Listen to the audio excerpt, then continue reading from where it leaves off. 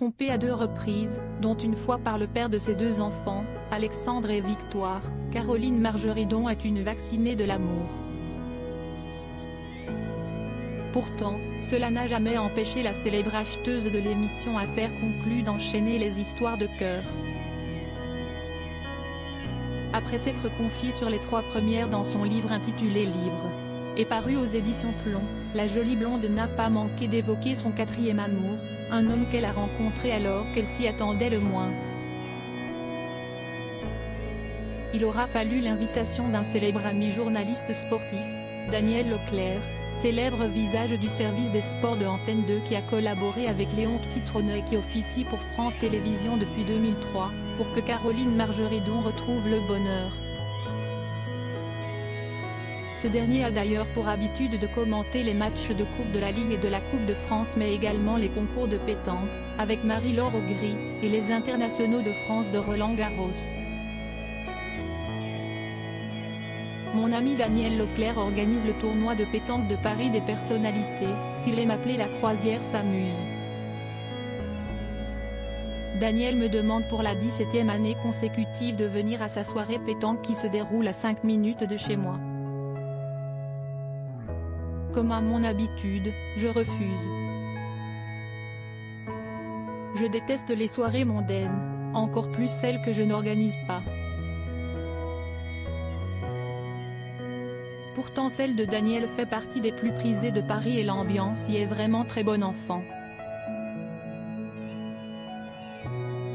Mais, je ne sais pas pourquoi son insistance me fait enfin accepter, et si est-ce grâce à lui que je vais rencontrer mon 4e amour. Commence-t-elle par expliquer dans son livre. J'ai été frappé par l'expression de ses yeux accompagnée de l'une de ses amies, Caroline Margeridon se rend alors à ce fameux tournoi. Sur place, elle va à la rencontre d'un groupe d'amis.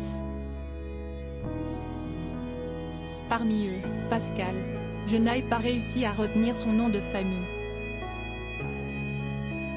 Si est-ce pour cela, et jusqu'à aujourd'hui, qu'il se nomme Pascal Pétanque dans mon téléphone.